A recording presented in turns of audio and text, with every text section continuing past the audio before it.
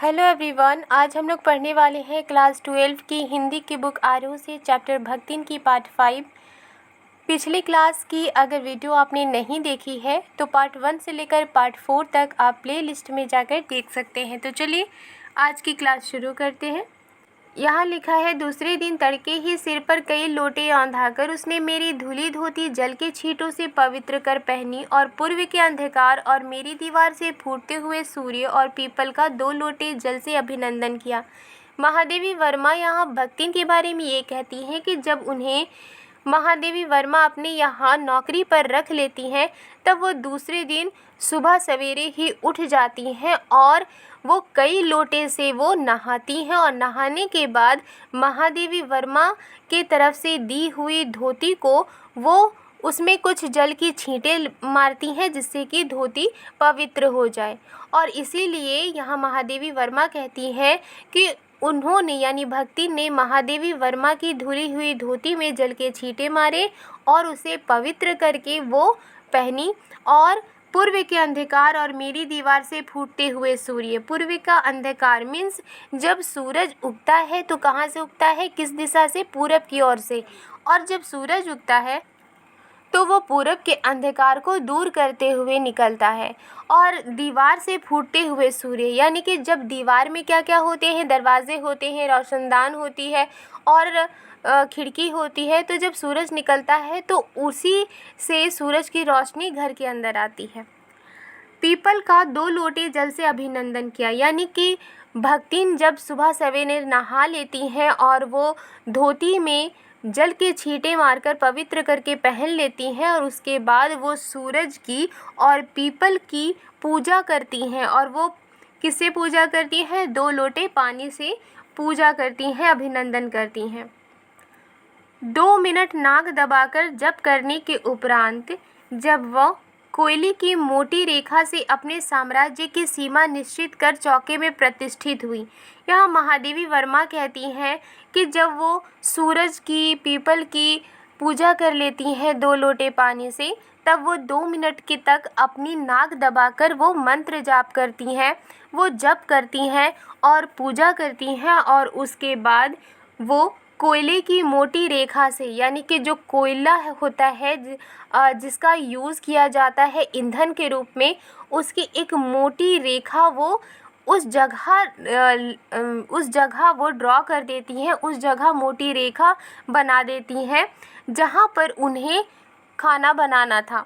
इसीलिए महादेवी वर्मा यहाँ कहती हैं कि अपने साम्राज्य की सीमा निश्चित करके चौके में प्रतिष्ठित हुई यानी कि अपने साम्राज्य की सीमा निश्चित करके यानी कि जहाँ पर वो खाना बनाने वाली थी वहाँ पर उन्होंने कोयले से एक रेखा खींच दी थी जिससे कि ये एक सीमा हो जाए कि जब तक वो अपने जगह पर खाना बनाएंगी तब तक उस सीमा को कोई लांघेगा नहीं, यानी कि जब तक वो खाना बनाएंगी कोई भी वहाँ पर जाएगा नहीं और कोई भी किसी भी तरह की चीज़ों को छुएगा नहीं।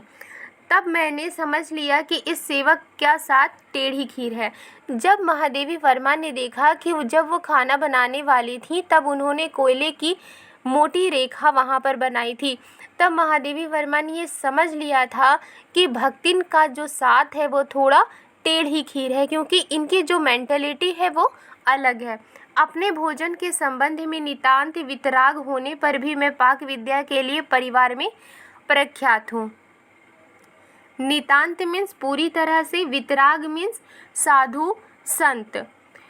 महादेवी वर्मा कहती हैं कि अपने भोजन के संबंध में, अपने खाने के संबंध में मैं पूरी तरह से साधु संत होने पर भी मैं पाक विद्या के लिए परिवार में प्रख्यात हूँ। पाक विद्या मीन्स खाना बनाने का कोर्स, तो उसमें मैं पूरे परिवार में, अपनी फैमिली में प्रख्यात हूँ, मैं फेमस हूँ। और कोई भी पाक कुशल दूसरे के काम में नुक्ताचीनी बिना किए रह नहीं सकता।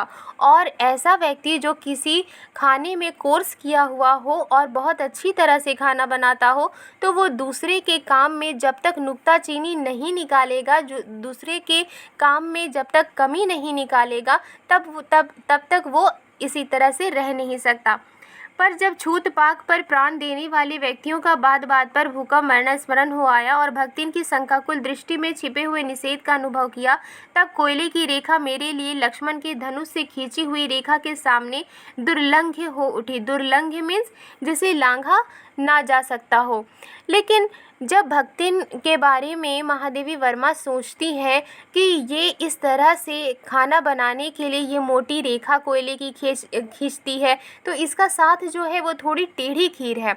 लेकिन जब वो छूत पाक पर प्राण देने वाले, यानी कि कुछ लोग ऐसे होते हैं जो कि छुआछूत में ज़्यादा विश्वास करते हैं, और ऐसे लोग क्या होते हैं कि जब वो देखते हैं कि कोई और उनके खाने को छू देता है या फिर उनका वो किसी और चीज़ में जब छू देते हैं, तो छुआछूत मानने वाले लोग उसे बिना खाए ही रह जाते हैं।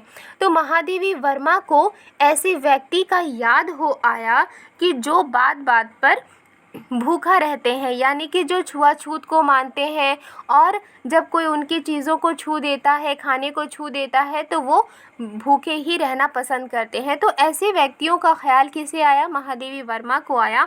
और जब ऐसा ख्याल उनके दिल में आता है तो वो भक्तिन की शंकाकुल दृष्टि में छिपे हुए निषेध का अनुभव किया। यानी कि भक्तिन की दृष्टि थी, कैसी दृष्टि थी? शंका से भरी हुई, डाउट से भरी हुई, और ऐसे डाउट से भरी हुई नज़रों में छिपे हुए निषेध का अनुभव किया, यानी मनाही का उन्होंने अनुभव किया। महादेवी वर्मा ने ये अनुभव किया कि उनकी आँखों में ये बात है कि वो मना करती हैं कि किसी भी चीज़ को ना छुआ जाए। तब कोयले की रेखा मेरे लिए लक्ष्मण के धनुष से खींची हुई रेखा के सामने दुर्लंघ्य हो उठी।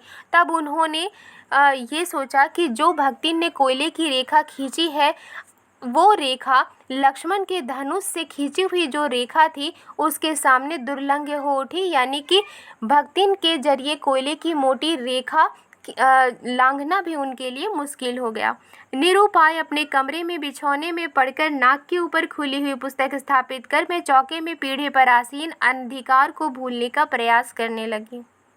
महादेवी वर्मा कहती हैं कि कोई उपाय ना पाकर वो अपने कमरे में बिछौने में अपने बेड पर सो जाती हैं, अपने बेड पर या बैठ जाती हैं। फिर उसके बाद वो अपनी एक पुस्तक लेती हैं और उसको अपने नाक के सामने रख कर वो उसे पढ़ने लगती हैं, और चौके में पीढ़े पर, यानी कि चूल्हा जहाँ रखा हुआ था, जहाँ पर खाना बन रहा था, पीढ़ा कहते हैं एक तरह की लकड़ी का एक बना हुआ होता है जिसके ऊपर बैठकर लोग काम करते हैं। तो महादेवी वर्मा कहती हैं कि जहाँ पर वो खाना बना रही थी वहाँ पर पीढ़े पर वो बैठी हुई थी भक्तिन, और महादेवी वर्मा बुक पढ़ते हुए उन्हें भूलने की कोशिश कर रही थी। भोजन के समय जब मैंने अपनी निश्चित सीमा के भीतर निर्दिष्ट स्थान ग्रहण कर लिया, तब भक्ति ने प्रसन्नता से लबालब दृष्टि और आत्मतुष्टि से आप्लावित मुस्कुराहट के साथ मेरी फूल की थाली में 1 अंगुल मोटी और गहरी काली चित्तीदार 4 रोटियां रखकर उसने उसे टेढ़ी कर गाढ़ी दाल परोस दी।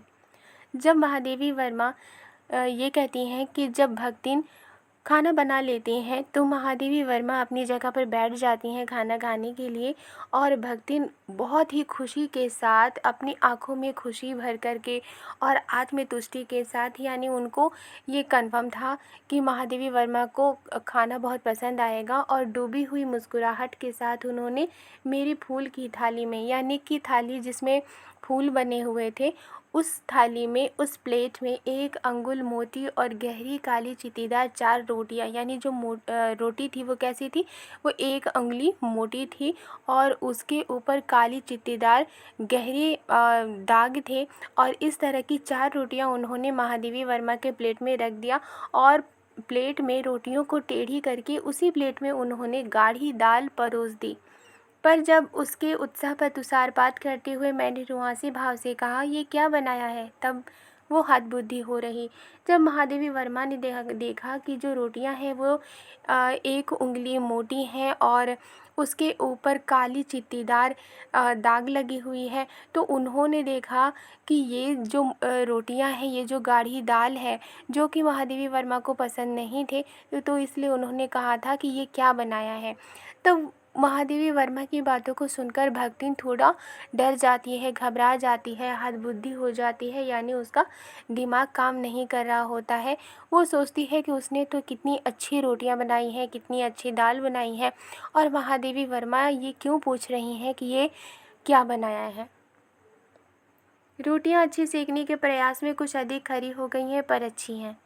महादेवी वर्मा कहती हैं कि रोटियां तो अच्छी हैं, लेकिन ज़्यादा सेकने की कोशिश में वो कुछ अधिक खरी हो गई है, ज़्यादा पक गई है, इसी वजह से उसमें काली गहरी चित्ती लगी हुई थी।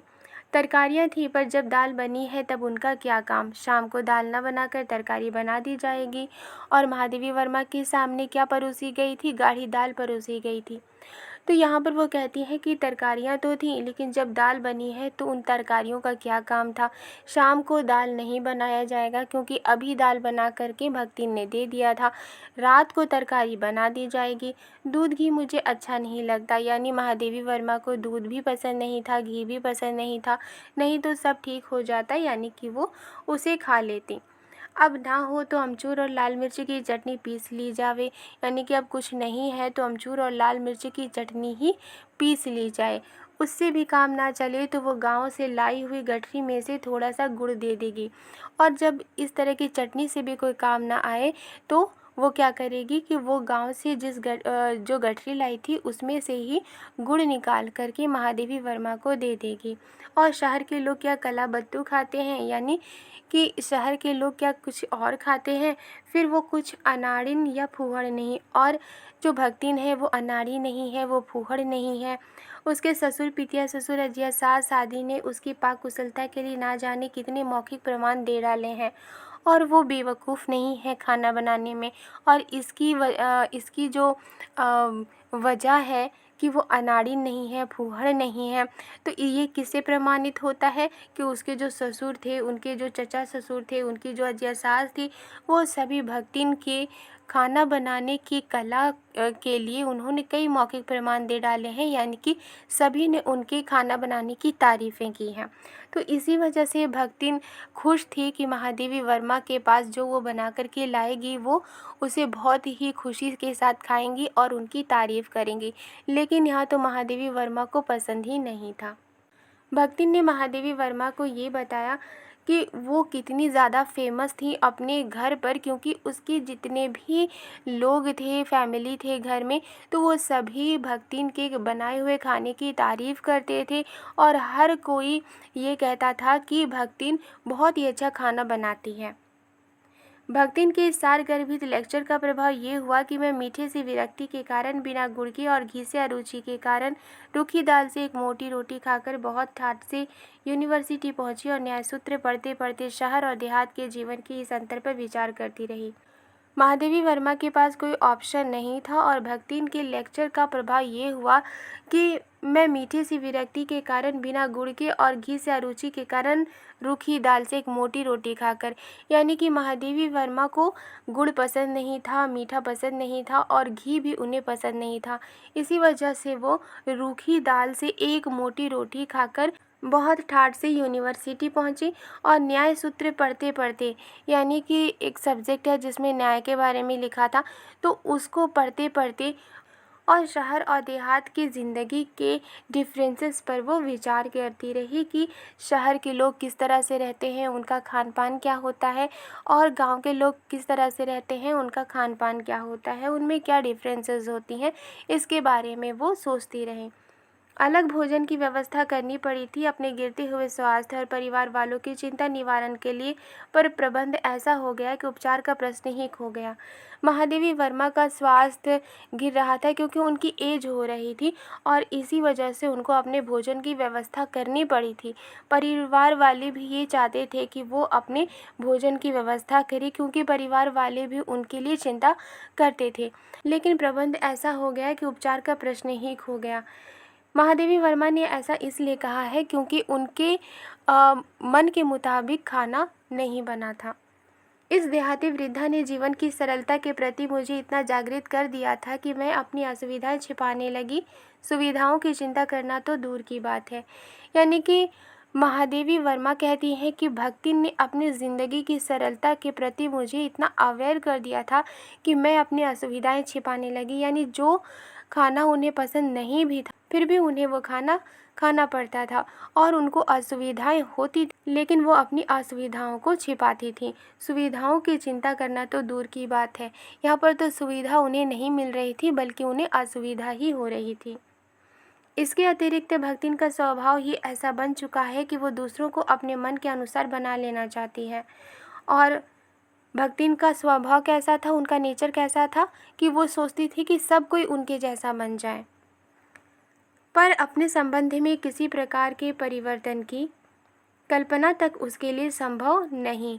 लेकिन भक्तिन खुद में परिवर्तन लाए, ऐसा उसके लिए संभव नहीं था। इसी से आज मैं अधिक देहाती हूँ, पर उसे शहर की हवा नहीं लग पाई। यानी कि भक्तिन जो भी खाना बनाती थी वो अपने अकॉर्डिंग बनाती थी, देहात के हिसाब से बनाती थी, और इसी वजह से महादेवी वर्मा को वो खाना खाना पड़ता था। और इसीलिए वो कहती हैं कि आज मैं अधिक देहाती हूँ, पर उसे शहर की हवा नहीं लग पाई। मकई का रात को बना दलिया सवेरे मट्ठे से सौंधा लगता है। बाजरे के तिल लगाकर बनाए हुए पुए गरम कम अच्छे लगते हैं। ज्वार के भुने हुए भुट्टे के हरे दानों की खिचड़ी स्वादिष्ट होती है। सफ़ेद महुए की लपसी संसार भर के हलवे को लजा सकती है। आदि वो मुझे क्रियात्मक रूप से सिखाती रहती है। तो महादेवी वर्मा को भक्तिन क्या सिखाती थी कि मकई का रात को बना दलिया सवेरे मट्ठे के साथ अगर खाया जाए तो सौंधा लगता है। बाजरे के तिल लगाकर बनाए हुए गरम कम अच्छे लगते हैं। ज्वार के भुने हुए भुट्टे के हरे दानों की खिचड़ी अगर बनाई जाए तो वो स्वादिष्ट होती है। सफ़ेद महुए की लपसी दुनिया भर के हलवे को भी लजा सकती है। यानी कि दुनिया भर का हलवा भी सफ़ेद महुए की लपसी के आगे कुछ भी नहीं है। और इस तरह की बातें वो महादेवी वर्मा को सिखाती रहती थी। पर यहाँ का रसगुल्ला तक भक्तिन के पोपले मुंह में प्रवेश करने का सौभाग्य नहीं प्राप्त कर सका। पोपले मुंह मीन्स यानी भक्तिन के मुंह में दांत नहीं थे। महादेवी वर्मा कहती हैं कि वो अपने अकॉर्डिंग सारे खाने की तारीफ़ किया करती थी कि किसके साथ क्या अच्छा लगता है, लेकिन शहर में पाई जाने वाली एक रसगुल्ला भी वो नहीं खाती थी, क्योंकि उसे शहर का खाना बिल्कुल भी पसंद नहीं था और वो सबको अपनी तरह ही बनाना चाहती थी और दूसरों की तरह वो नहीं बनना चाहती थी। मेरे रात दिन नाराज़ होने पर भी उसने साफ धोती पहनना नहीं सीखा, पर मेरे स्वयं धोकर फैलाए हुए कपड़ों को भी वो तय करने के बहाने सिलवटों से भर देती है। मुझे उसने अपनी भाषा की अनेक दंतकथाएं कंठस्थ करा दी हैं, पर पुकारने पर वो आय के स्थान में जी कहने का शिष्टाचार भी नहीं सीख सकती। महादेवी वर्मा कहती हैं कि वो रात दिन नाराज़ होती थी। वो भक्तिन को कहा करती थी कि वो साफ़ धोती पहने, लेकिन वो साफ़ धोती नहीं पहनती थी। और महादेवी वर्मा जब खुद से कपड़े को धोकर फैलाती थी तो वो फैलाए हुए कपड़ों को भी तह करने के बहाने उसे सिलवटों से भर देती थी। और भक्तिन ने अपनी भाषा में कई दंतकथाएं, कई तरह की जो कहानियाँ हैं वो महादेवी वर्मा को सुनाती थी और महादेवी वर्मा को वो कहानियाँ याद हो गई थी। और जब महादेवी वर्मा भक्तिन को पुकारती थी तो वो जी नहीं कहती थी, वो क्या कहती थी, आए कहा करती थी। वो जी कहने का जो शिष्टाचार है वो नहीं सीख सकी, बल्कि वो पुकारने पर आए ही कहा करती थी। आज के लिए बस इतना ही। वीडियो पसंद आई है तो लाइक एंड सब्सक्राइब करना मत भूलिएगा। मिलती हूँ नेक्स्ट वीडियो में। Thank you.